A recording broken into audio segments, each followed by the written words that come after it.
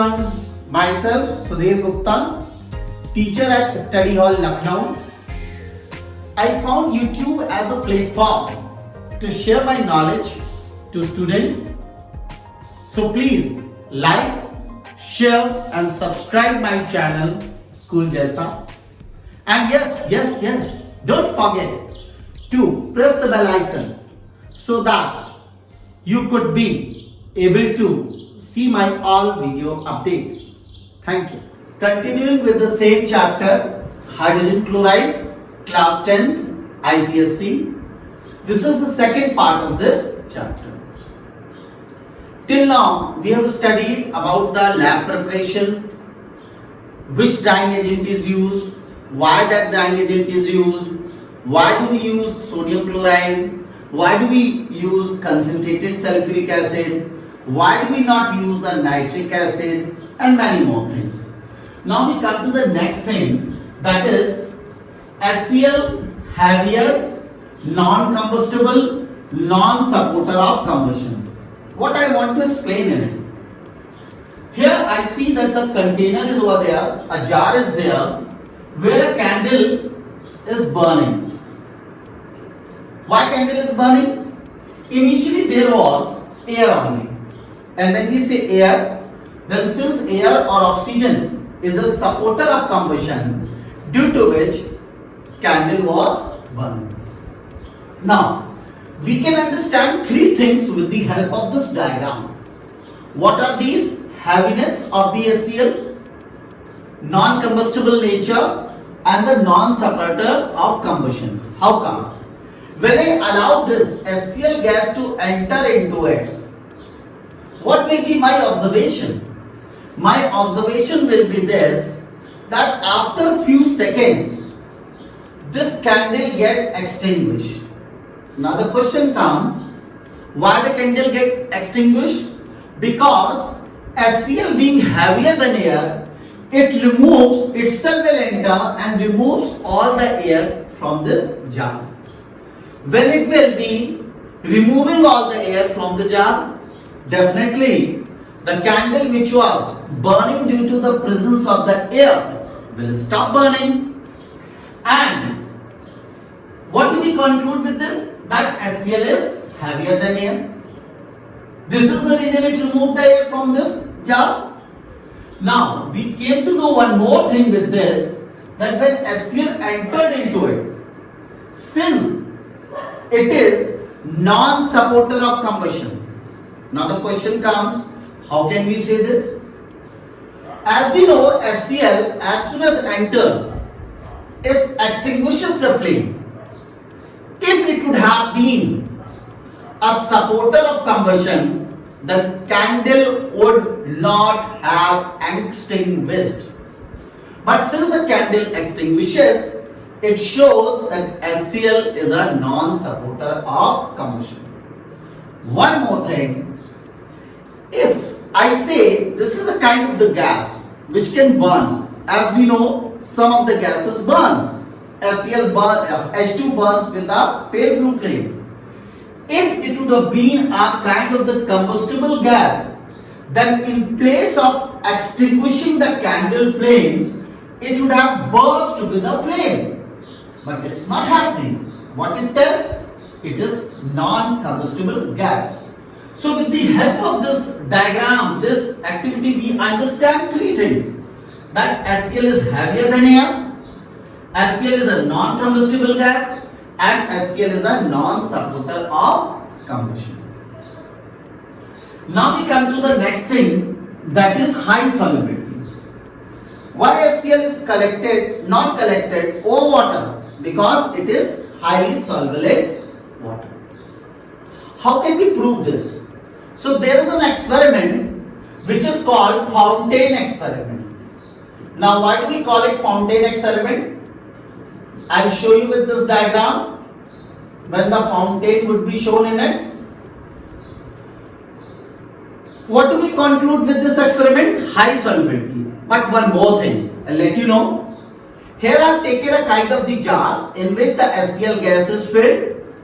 Here I have taken the blue litmus solution in a container. I have taken a jet I have taken a dropper and that dropper is having the water in it.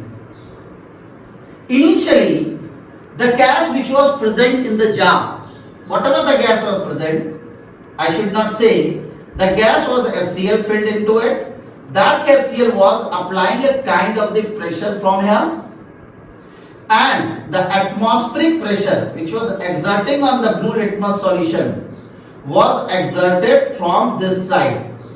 That is this one and this one. Both pressures were same. We do study this concept in physics. How? I should tell you. Suppose that we have a cold drink bottle. This is the cold drink bottle. And cold drink is over there in the bottle. If we put a straw in it, and after putting the straw, if I take the straw in my mouth like this, but I am not sucking, so till I am going to have the straw like this in my mouth, I will see that no cold drink enters into my mouth. Why? Now we can understand over here that atmospheric pressure would be exerting on this liquid from here, and that pressure is going to be exerting on the one end of the pipe like this, and the air initially which was there in it, that is exerting the pressure from inside like this. Since both pressures were equal over here, can you see this? Both pressures were equal. So although the straw was in my mouth, even then this cold drink was not reaching to my mouth, not entering into my mouth. But as soon as I suck it like this, what will happen? Cold drink enters into my mouth. Why? How? What happened? The reason is, as soon as I suck it, in a very less time, the air which was present in this straw, that enters into my mouth first, then the cold drink. How it happens? As soon as the air firstly entered into my mouth, the vacuum is going to be created for a very short duration. When vacuum is created, so the pressure which was exerting from upper side over here, from this side, will become zero, whereas the atmospheric pressure will remain as it is, and it will allow the cold drink to enter into the straw and it will reach to my mouth. So the same theory is applicable over here also. How come? We see that the gas HCl is over there. It is exerting a pressure, and atmospheric pressure is exerted from this side. Both pressures were equal over here. No blue litmus was entering into the jet. But as soon as we put the dropper like this, we press the dropper like this, squeeze the dropper like this, then some water comes out in this jar. And as soon as some water comes out in this jar, since HCl being highly soluble, most of the part of the HCl gas will become soluble and the vacuum will be created in this. And due to the vacuum production, vacuum creation, the pressure which was exerting from upper side will be zero, but the pressure from atmospheric side will be as it is and will allow the liquid to start entering into the jet in the same manner that I told you in the case of the straw when the cold drink started entering. Till the blue litmus was in this jet, it was blue in color, but as soon as it comes out from the straw, what I observe? Red fountain. Why I observe the red fountain? Because I told you, when the vacuum was created or when dropper was squeezed, that not the 100% of the HCl was dissolved, became soluble. Some part of the HCl which was still in it, that was turning the blue color into red fountain. Why? Because HCl, which I told you in my first part, it is acidic by nature, and the acid turns blue litmus red. Acid turns blue litmus red. due to which we see the red fountain. So with this experiment, we conclude two things. Number one, about the high solubility of HCl gas, and the second is that the acidic nature of HCl. In this way, we understood this high solubility and acidic nature of HCl gas. Now we come to the next thing, that is HCl gas into acid. That is, how can we convert the HCl gas into acid? So here we have taken the delivery tube, and what happens when again the same concept of the pressure is explained over here. When we allow the HCl gas to enter from this area, since HCl being highly soluble, as soon as it reaches to this area, it gets very quickly dissolving into water. So the remaining or the next part of the HCl which was coming in the delivery tube was not coming with that speed so that it should reach quickly over here, and due to which for a very less time the vacuum get created in this portion.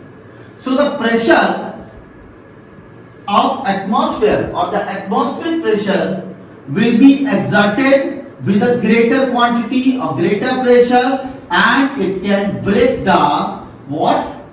It will create the back section and break the delivery tube. So we would not be able to convert the HCl gas into HCl acid easily. So what shall we do? In order to sort out this problem, we use an arrangement which is called the funnel arrangement. Now what is this funnel arrangement?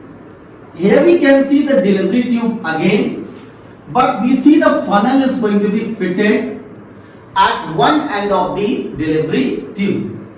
Here I have taken the same concept again, that the atmospheric pressure would be exerting on the water, and the gas which was coming from here, earlier the gas was very quickly going to get dissolved in water, get mixed with the water, but here since there is a large area, then the HCl will not very quickly dissolve in water. It will take some time because it gets spreaded in the larger area. So the pressure which would be exerting from this side, I should not say, and this side will not be although exactly equal to balance, but comfortably will be balanced, and due to which very easily the HCl gas can get converted into acid. Maybe sometime the pressure of the atmosphere or the atmospheric pressure which would be exerting from this side can become little bit more, but since the surface area is more, it will not exert that pressure that it can break the funnel or the delivery tube. Yeah, it can happen that this funnel can go for some time little bit up, then low, then up, then low, but the process will go on easily to convert the HCl gas into acid. So what is the advantage of this funnel arrangement? Number one, it provides large surface area.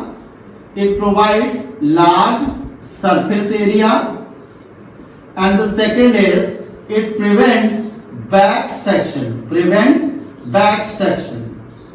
So with the help of this whole, many questions can come in ICSE. For example, name the experiment used for the showing high solubility of HCl, fountain experiment, or it can be asked reverse. Name the what property do we understood with the fountain experiment, that is high solubility. Then they can ask you what is the process used in order to convert the HCl gas into acid. So we should say funnel arrangement. Why? Or give two reasons. Because it provides large surface area and it can prevent the back section.